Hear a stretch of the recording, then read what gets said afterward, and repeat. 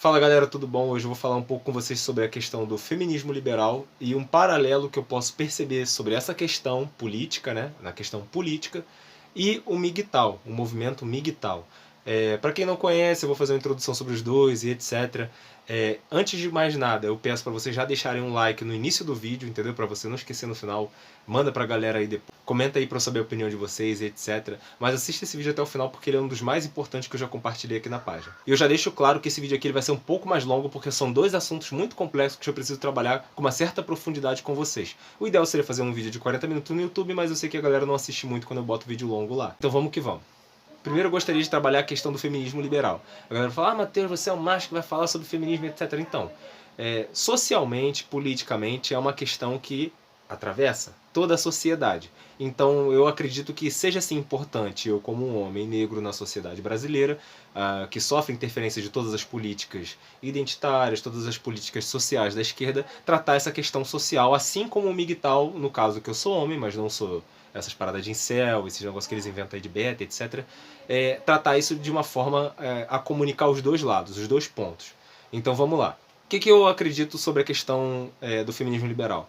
Eu vejo que isso entra numa perspectiva, né, de um progressismo de mercado ou um neoliberalismo com purpurina, que seria o neoliberalismo de esquerda.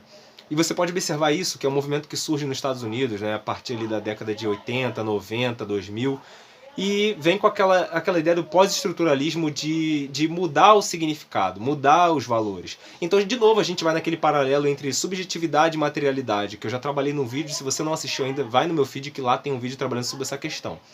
Então, vamos supor que a gente está falando de uma árvore. A árvore objeto ela é algo material.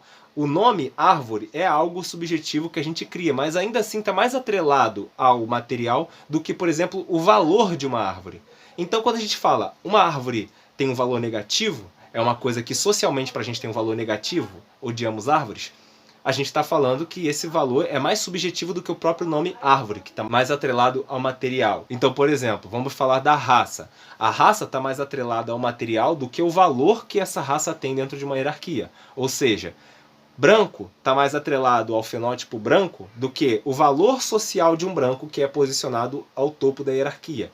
Negro está mais ligado ao fenótipo negro do que o valor negro que está abaixo numa hierarquia. Então, o que o pós-estruturalismo fala? Ele fala que, materialmente, não existe mais uma hierarquia a ser combatida. A gente tem que alterar o valor das coisas, a subjetividade das coisas, para que o empoderamento seja uma revolução individual, de indivíduo para indivíduo, até se tornar um coletivo que mude a estrutura social material de uma sociedade. Então, com isso, a gente fala do feminismo liberal como uma perspectiva pós-estruturalista, baseada nesse progressismo de mercado, que fala que o empoderamento, na verdade, é uma ressignificação dos valores. Ou seja, dentro dessa perspectiva de empoderamento, a mulher ainda continua contribuindo com aquele estereótipo que foi criado sobre a mulher, né, sobre a feminilidade, e o que passa a acontecer, na verdade, é uma ressignificação do valor disso. Quer um exemplo claro? A gente pode falar do queer, que até um certo momento nos Estados Unidos era usado como um xingamento, equivalente, por exemplo, a bicha. Então, a gente faz o quê? Bicha tem um valor negativo, né? Um valor negativo. Então o que a gente faz com esse valor subjetivo? A gente altera ele através de um movimento social, de políticas públicas, muito financiamento empresarial, e depois disso a gente coloca, na verdade, que você não é mais bicha. A gente coloca que você é a bicha. Tá entendendo? Então, o queer. Não, queer era uma ofensa. A gente coloca o queer lá em cima. Isso é um empoderamento. A gente não fala mais do negro. A gente fala do negro, tá entendendo? Então, nos Estados Unidos chega a um ponto, por exemplo, dos brancos não poderem mais falar a palavra niga. Porque isso é uma coisa que é restrito aos próprios negros se chamarem de niga. Um branco chamado de niga, ele vai meter a porrada nesse branco. Por quê? Porque o valor foi alterado. Aquilo que era um xingamento, aquilo que era uma ofensa racista, passa a se tornar algo valorizado e empoderador, ao ponto de que apenas o nosso movimento pode se pronunciar dessa forma, porque vocês não têm nem o direito de nos tratar dessa forma. Nessa perspectiva, o que é alterado é o valor. O xingamento ele passa a ser um empoderamento. E isso está sendo transplantado para o Brasil, com certeza, porque a gente está copiando tudo que vem dos Estados Unidos. Então o feminismo liberal, não diferente disso, ele passa de uma perspectiva que vai reafirmar o estereótipo sobre a mulher, né, o estereótipo social já construído nessa sociedade patriarcal, capitalista e etc., que vai colocar sobre a mulher estereótipos, valores, comportamentos tidos como correto. Então, quando a gente fala sobre esses comportamentos, eu gostaria de puxar uma coisa que eu falo lá sobre a antiguidade, né? O mundo que a gente vive hoje é um mundo ocidental greco-romano. Então, se a gente quer falar da cultura que rege esse mundo, a gente tem que falar das bases dela lá atrás. Então, quando a gente trabalha com a Odisseia, por exemplo, né? A gente vê lá, desde a Odisseia, padrões de comportamentos, tanto da masculinidade quanto da feminilidade, que são atrelados ao que é valorizado no homem e na mulher. Ou seja, a mulher valorizada na Odisseia é Penélope, mulher de Odisseu, aquela que espera ele voltar da guerra, mesmo havendo outros pretendentes querendo tomar seu lugar, achando que ele morreu na guerra, ela espera cuidadosamente, cuidando de seu filho e evitando ao máximo se relacionar com outros homens, esperando na expectativa que aquele homem lá voltasse da guerra. E qual o comportamento atrelado ao Odisseu que é valorizado nessa sociedade, nessa cultura greco-romana? Um homem guerreiro, destemido, um herói, que vai enfrentar, né, suas adversidades, deixa sua mulher em casa e vai lá lutar pela sua nação, demonstrando o seu valor pela coragem, por aqueles atributos que são tidos como masculinos. Ou seja, nesse mesmo período, né, o que acontece com um homem grego que não corresponde ao estereótipo da masculinidade? Ele é jogado ao oikos. O que é o oikos no grego? É a casa, o espaço da mulher, o espaço feminino. Ou seja, o homem que não corresponde à expectativa sobre a masculinidade socialmente é jogado no espaço da feminilidade, que é o oikos, cuidar da casa. Então ele passa a ser aquele coleguinha gay da sua mulher que fica fofocando com ela. Um estereótipo assim do tempo presente. Claro, não de uma forma ofensiva, mas para que as pessoas compreendam, né? Ele seria aquele cara que tem um comportamento afeminado e é jogado no meio das mulheres, né?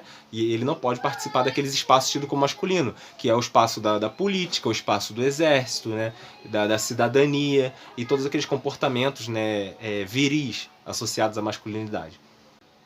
Então, dessa forma, a gente tem as bases sociais do que vai ser a cultura ocidental que vai definir o comportamento esperado para um homem e para uma mulher. Só que ainda na Odisseia, a gente também tem a figura de Helena, que é uma outra mulher que também é bem representada nessa figura, né? Só que ela é responsável por causar a Guerra de Troia. Por quê? Porque Helena era uma mulher tida como promíscua, né? Era uma mulher que hoje, né, o feminismo liberal poderia ressignificar ela, né? Que era tido como exemplo de não ser mulher naquele momento, né? Quando a Odisseia é escrita, eles mostram como Penélope seria, que é a mulher ideal, e como seria Helena, que é a antítese da mulher ideal, né? Ela não presta. É aquela que cria a Guerra de Troia, né? É aquela mulher promíscua, aquela mulher infiel, mas ao mesmo tempo uma mulher livre, né, desse comportamento, dessa conduta que é imposta a Penélope. Ou seja, ela é o contrário de Penélope. Ela é uma mulher que pode ser lida como livre dessa perspectiva tão conservadora, tão opressora, tão repressora sobre a figura de Penélope, por exemplo. Eu acho muito importante a gente conhecer obras antigas, né, da antiguidade clássica, etc., para compreender como as bases da cultura ocidental vão ser pensadas. E hoje em dia acontece o contrário. Eles falam que essa cultura serviu para legitimar o racismo, o nazismo, etc., e eles cancelam. Eles querem apagar isso das universidades. Isso está acontecendo de verdade. Só que tem muita coisa interessante para a gente aprender ali, principalmente sobre os valores. Então esse movimento do feminismo liberal hoje, ele pega esses estereótipos de Helena, né, e contrapõe a Penélope. Eles falam, olha, você vai ser Amélia? Não, seja Helena. E quando, na verdade, eles traçam esse paralelo, eles dizem que não existe nada entre o meio. Ou seja, ou você é uma mulher recatada do lar, que espera seu marido e tal, vive lá na castidade, ou você é uma mulher promíscua que tem que fazer isso, aquilo, outro, para ser empoderada. Porque isso é a liberdade. Só que, nos dois pontos, essas duas mulheres, elas satisfazem o desejo masculino. De um ponto em que você é uma mulher do lar, que por exemplo, sexualmente pode não satisfazer seu marido, mas no lar você cuida bem dos filhos, cuida bem da casa, etc. E na rua esse homem vai procurar a Helena, ele vai procurar a promíscua, ele vai procurar aquela que satisfaz ele sexualmente. Então, a mulher que tem a base do seu empoderamento atrelado única, exclusivamente à sua sexualidade, né, como uma forma de se libertar daquele padrão conservador ao qual Penélope é submetida, né, na Odisseia, e se transforma numa Helena, na verdade ela não está revolucionando o papel da mulher na sociedade. Ela ainda está correspondendo ao estereótipo que é construído sobre a mulher de qualquer forma. De certa forma, Helena é tão valorizada quanto Penélope nessa Odisseia. Se Odisseu ama Penélope por ser a mulher que ela é, que cuida dos filhos da família, os homens que entram na Guerra de Troia por Helena, né, que é aquela tida como promíscua, né, tida como liberal, né, nessa história e etc., eles estão lutando, na verdade, por um troféu. Helena passa a ser um símbolo a ser conquistado, né? Um mérito, uma medalha a ser conquistado, porque ela é uma mulher que satisfaz os homens. Então o homem que tem para si aquela mulher que é capaz de satisfazer qualquer homem, ele tem um troféu muito maior do que aquele homem que tem uma mulher que não a satisfaz, mas ainda assim é uma boa mãe, é uma boa mulher e etc. Tanto quanto uma mulher, hoje, pode ter para si como um troféu um homem que é o George Clooney, né? O bonitão, o picão, o endinheirado, etc., do que ter um pai que cuide bem do seu filho, do que ter um marido que ajude nas questões do lar. Então a gente cria aquele estereótipo do amante latino, né? O cara lá sedutor, bonitão, o Dom Juan, tem um certo valor que é superior ao pai, né? Ao marido, que geralmente é o que é traído.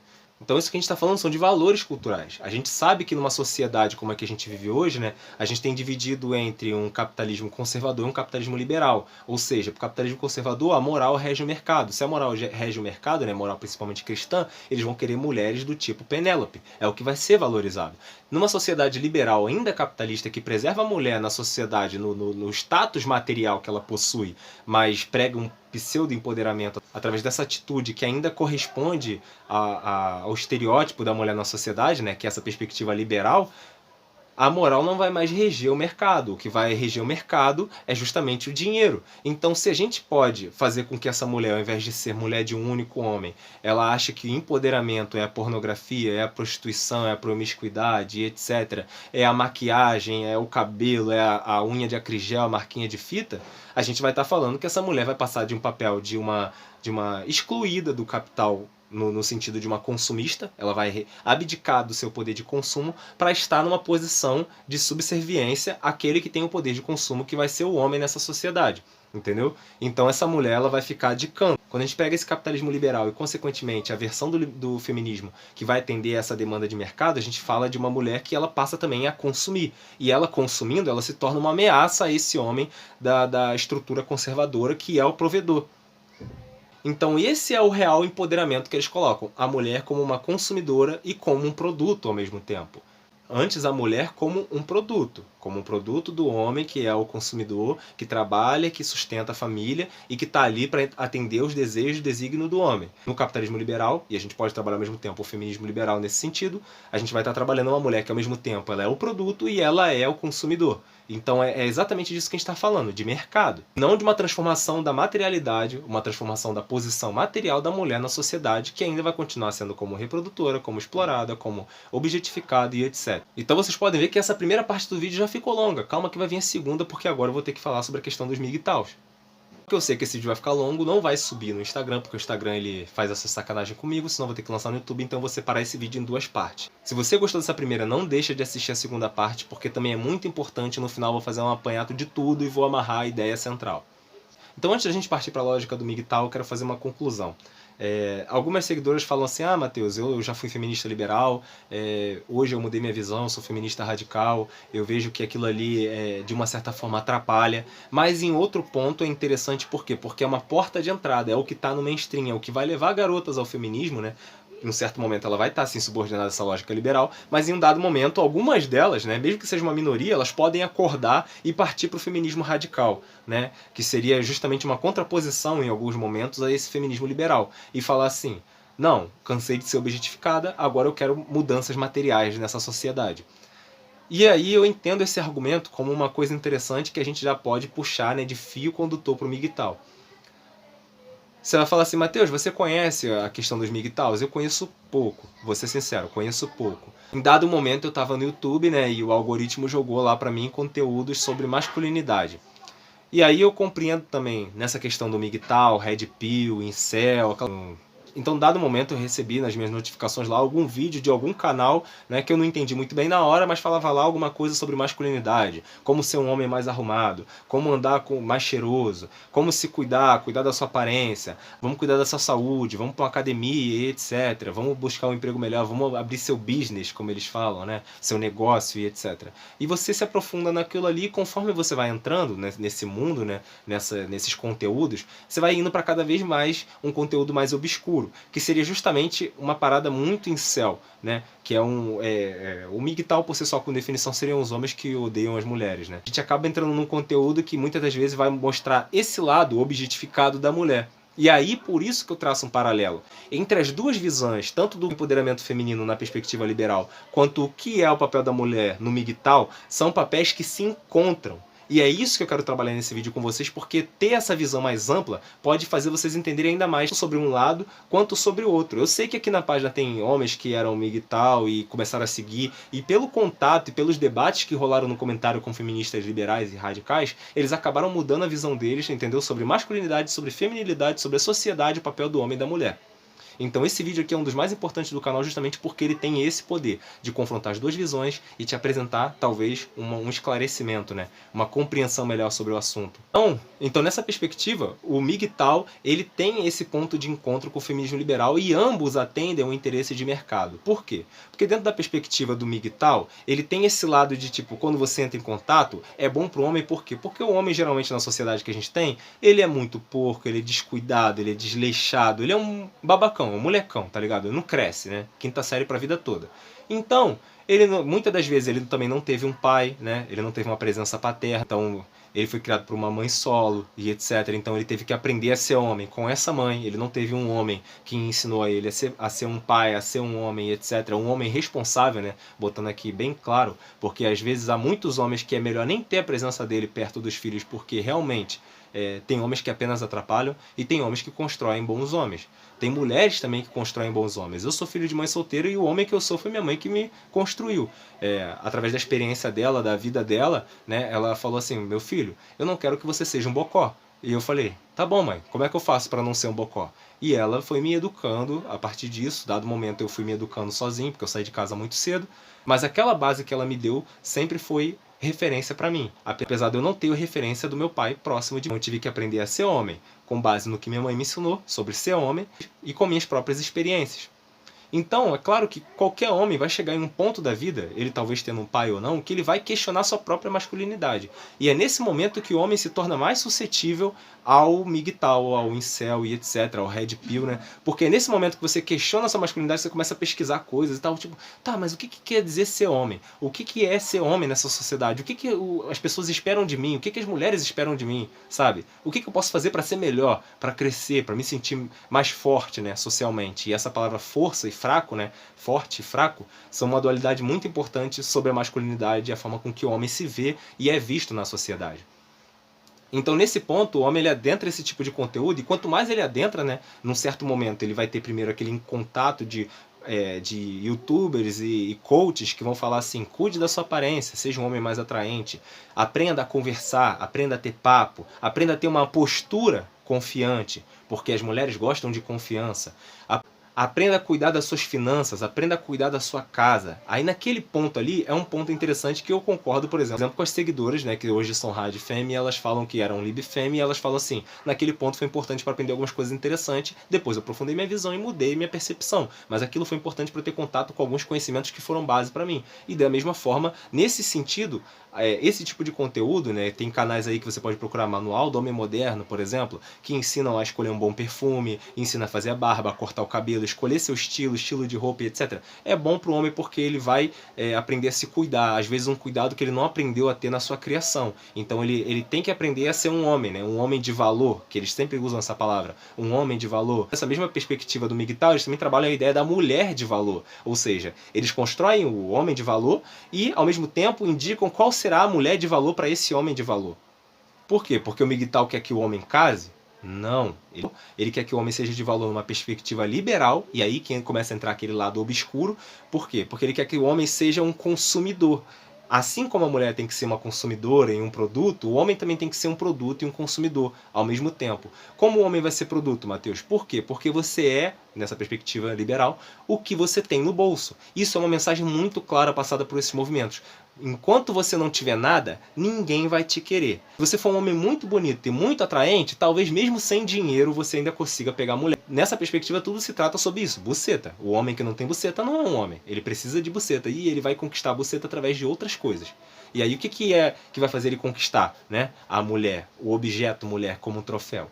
Nessa perspectiva eles trabalham. Abra seu business, tenha a sua empresa, tenha renda, seja fitness, se alimente bem, consuma perfumes, roupas caras, joias e etc. Mostre status. E aí é que vem essa perspectiva liberal. Em um certo ponto, o feminismo liberal e o MGTOW se cruzam. Por quê? Porque o homem ele tem que ser um alfa. E aí eu vi muitas páginas também, como tem uma psicóloga que trabalha aqui uma perspectiva muito interessante. Nesse momento, eu vou deixar o arroba dela passando na tela, porque o conteúdo que ela produz é muito bom para homens e mulheres. E eu vi algumas caixinhas que ela abriu e havia ali uma pergunta sobre homens alfas e betas. Isso realmente existe na psicologia? Então, quem perguntou isso geralmente é quem teve um contato com essa perspectiva liberal do MGTOW, porque isso é um termo muito usado para hierarquizar homens, né? Da mesma forma que o feminismo liberal hierarquiza mulheres, a mulher submissa e a mulher empoderada, o MGTOW ele também hierarquiza o homem entre alfa e beta. O que seria o homem beta? Aquele homem que quer formar uma família com a mulher que quis casar com ele, vai ter um filho, vai ser bocozão e no futuro ele vai ser traído porque a mulher dele vai querer um alfa. Ela tem um desejo biológico, entre aspas, né, que ele coloca sobre muito biologia ali, psicologia, e fala muita merda, e falam que o desejo da mulher, mesmo que ela pare com você, ela já curtiu a vida dela, ela já ficou com geral, e depois ela vai achar um bocó para engravidar ela e depois prover o alimento, né? O que provê é o beta. O alfa, né, que eles querem construir você como um alfa, é o homem que tem um carrão, tem uma Lamborghini, uma Ferrari, que tem uma empresa, que é sarado, que é bonito, que sabe falar bem, que é sedutor, entendeu? É o homem de valor. Não necessariamente o homem de valor é aquele homem que casa, aquele homem que tem filho, né? Aquele homem que cuida da mulher, que respeita a sua mulher. Esse não é um homem de valor. E nem para o feminismo liberal. Por quê? Porque muitas das vezes o que baseia também a visão do feminismo liberal e a visão do MGTOW são ambos os movimentos. A mulher do feminismo liberal ela vai falar que os homens são isso porque são isso e a gente tem que se empoderar e a gente tem que se empoderar na nossa sexualidade e não casar com ninguém, porque há esse bocó desse lado aqui que tá fazendo essas merda. E esse bocó desse lado tá fazendo essas merda porque ele fala que a mulher do outro lado não vale porra nenhuma, entendeu? Então quando ele tiver condição, já que ele pobre não vai ter mulher, quando ele tiver condição, ele tem que tratar a mulher igual um objeto, igual um troféu. Por quê? Porque a mulher só tá interessada com o que ele tem no bolso, não quem ele é por essência. É o que ele se constrói, é o que ele finge ser, é o que ele veste a máscara social e fala, é isso que eu sou. Então trata-se sobre sempre status, consumo, poder, né? Objetificação, papel social. E a gente volta lá para a Odisseia, né? Na Antiguidade Clássica. A gente fala, qual é o homem que vai ser lembrado? É o homem que sai de casa para lutar na guerra, pilhar, trazer riquezas, proteger a sua sociedade, a sua dama, a sua mulher, criar filhos fortes. Não é aquele homem que vai ser o camponês, o lavrador, que vai cuidar da sua família, que pode sim ser um homem que respeita a sua mulher, né? Que vai viver ali pela sua família. Não, tem que ser o homem aventureiro, que principalmente na Odisseia vai buscar mulheres fora de casa, e mulheres poderosas, como Helena, por exemplo. Então a Penélope ela tem o valor social da criação da prole, mas ela não é a mulher que satisfaz o homem, quem satisfaz o homem é a Helena. Quando a gente trabalha o feminismo liberal como sendo Helena e a mulher comum, né, a Amélia, né, sendo Penélope, a gente percebe claramente que o homem é o objeto central. O homem, mas não qualquer homem. O homem que sai de casa, o homem guerreiro, o homem alfa. Esse é o homem alfa, o homem no topo da hierarquia da masculinidade. É aquele que vai pegar a espada e cortar a cabeça do seu inimigo, é aquele que vai prover a riqueza, o status de ser um guerreiro, de ser um rei, um príncipe. Não o homem camponês. Então esse homem camponês ele não tem estátua para ele. Ele não tem nomes bonitos para ser lembrados numa Odisseia. Quem está lá é Odisseu. Quem está lá é Penélope. Quem está lá é Helena. E quem está na nossa sociedade hoje? Quem vai ser o homem alfa na nossa sociedade hoje? É o homem que provê. Quem vai ser o alfa? O Mateus ou o Elon Musk? O Elon Musk. E o Elon Musk vai ter que mulheres? Ele vai ter as melhores mulheres. Que mulheres são essas? Aquelas que são uma boa esposa, que cuidam do filho, que respeitam o homem, que vão ser uma Penélope? Não, aquelas que vão ser Helena. E se ele casar com uma mulher tal, ele vai escolher uma Penélope, tá entendendo? Mas não qualquer Penélope, a mais Penélope de todas. Por quê? Porque ele é um homem alfa, ele tem um banquete à sua disposição, ele pode prover, e quando ele prover, ele tem todas as mulheres, ele cria um harém. E essa ideia que eles querem vender para o homem, para o homem comum, para o homem que está passando por um momento de insegurança e tentando descobrir, né, o que é essa masculinidade, o que é ser homem, eu não tive um pai para me ensinar isso. E ele acaba paternizando a figura desses caras, desses coaches que vão ensinar isso a ele. Assim como as mulheres acabam em algum momento desenvolvendo algum traço de conexão emocional com aquelas mulheres que se tornam influenciadores ensinando esses tipos de condutas liberais, etc., para essas mulheres. Então tudo se casa na perspectiva do capitalismo. do dinheiro, da sociedade que a gente vive. Homem e mulher, eles vão cumprir papéis sociais, eles não vão mudar a estrutura. O MGTOW não vai mudar a estrutura. A feminista liberal não vai mudar a estrutura. Tampouco eu posso dizer que eu ou você vamos conseguir mudar a estrutura se a gente não perceber que, na realidade, homens e mulheres têm que estar unidos em prol de uma sociedade que seja boa para ambos. Se a gente fizer uma revolução que não leve em consideração esse papel do homem e da mulher, a gente vai fazer uma revolução de homens que vão tomar o poder, vão continuar sendo homens brancos, né, ricos, que podem acabar sendo ou a elite ou o partido, né, ou os comunistas ou os capitalistas, mas que não vai mudar a estrutura social. E se a gente, por exemplo, falar assim, não, mulheres, se juntem a nós homens, vamos lutar para transformar a sociedade, mas a gente ignora o papel de vocês, a relevância de vocês, a mudança e a subversão que é necessário nessa sociedade para construir uma outra dinâmica de família, de masculinidade, de feminilidade, né, do papel de cada um nessa sociedade, a gente vai ignorar isso e isso vai passar em branco, e na próxima sociedade que a gente cria pode mudar a estrutura econômica, a estrutura racial, mas isso não vai mudar, entendeu? E tão pouco isso vai mudar a gente se fragmentando. Por trabalho uma certa união, quer dizer o quê, Matheus? Não tem pautas que são específicas das mulheres e pautas que são específicas do homem? Existem, mas existem pontos comuns em ambas, tanto a pauta do branco quanto a do negro, do cristão, do macumbeiro. Existem pautas comuns que a gente pode sim forjar uma unidade para pensar uma sociedade diferente da que a gente vive hoje. Porque se a luta for entre homens e mulheres, o ódio for entre homens e mulheres, a gente nunca vai constituir famílias. E, Matheus, família, você está falando de quê? Que a mulher tem que engravidar mesmo e ser a paridora lá do homem, né? A incubadora do homem? Não, eu estou falando que famílias, sejam homens e mulheres solteiros, ou homens e mulheres que se casam, tenham filhos, né? O pai, a mãe, a filha, a tia, a avó e o padrasto, todas as dinâmicas de famílias se tornam inviáveis a partir do momento que a gente se divide de uma forma que não necessariamente trabalha o que nós somos por dentro quanto indivíduos, mas sim o que nós somos por fora quanto externo. Ou seja, simplesmente é como se eu parasse aqui para você e falasse assim, olha para mim, o que é que eu sou? Você vai falar, você é um homem, primeiramente, um homem negro. Então, por ser homem e ser negro, eu não preciso que você abra a boca. Eu te odeio por ser homem, eu te odeio por ser negro. Entendeu? Aí você vai parar pra mim, eu vou te odiar porque você é uma mulher e porque você é branca. Eu vou parar com você, eu vou ouvir suas ideias, eu vou ouvir sua história, eu vou ouvir sua experiência. Com base nisso, a gente vai encontrar semelhanças ou pontos e lutas que a gente quer traçar comum? Não. Isso é o identitarismo. Ele vai nos fragmentar em ilhas. Ao mesmo tempo que eu vou olhar para um outro homem negro e vou falar, porra, esse cara me entende. Só a aparência dele, ele me entende, ele sabe o que eu vivi. Não é assim que funciona. Então a gente tem que forjar uma unidade numa luta coletiva para poder modificar essa estrutura. E esses dois movimentos, eles sim têm pontos comuns, e esses dois movimentos se retroalimentam na sua dinâmica de forjar um papel masculino e um papel feminino, que são heranças ainda assim dessa odisseia que eu falei para vocês. Pode ver, passou milhares de anos, a gente está aí na mesma dinâmica, entendeu? Então o capital está se valendo disso, dessas estruturas, desses arquétipos psicológicos que já estão internalizados na nossa sociedade de tanto tempo que estão aqui, e eles vendem isso como revolução individual. A revolução do homem é se tornar um alfa, a revolução da mulher é se tornar uma... O feminismo liberal vende como empoderador. Não necessariamente ela precisa ser uma feminista liberal e se declarar dessa forma. Não necessariamente ele precisa ser um MGTOW, mas ambos sabem que sem poder econômico e se tornando consumidores e produtos ao mesmo tempo, né? A gente basta entrar nas redes sociais de relacionamento para a gente ver o que é um cardápio humano. A gente não vai ascender, a gente não vai ter poder, a gente não vai se sentir gostoso, a gente não vai se sentir amado, a gente não vai se sentir poderoso, né? Porque no fim das contas é sobre como você se sente e não o que você é na sociedade. Então eu queria deixar vocês com essa reflexão. O vídeo ficou longo pra caraca, mas é um debate muito importante. Espero que vocês compartilhem, comentem, curtam, deixa aí o que vocês concordam, o que vocês discordam, pode me chamar para debater. Não esquece que eu também tenho livros, né? Estou escrevendo livros, eu tenho uma sequência de 5 livros para lançar, estou para lançar meu segundo livro. Conheça o primeiro, que se chama Neoprogressista, Como Reconectar a Esquerda com o Povo, tá bom?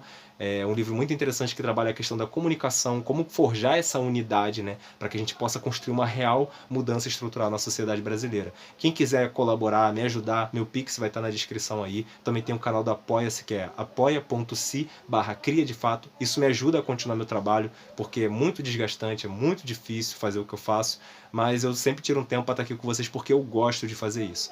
Então, galera, se vocês gostaram, colabora aí, dá aquela ajuda, dá um like, compartilha mesmo, porque isso me fortalece muito. Tamo junto, valeu, obrigado a todos.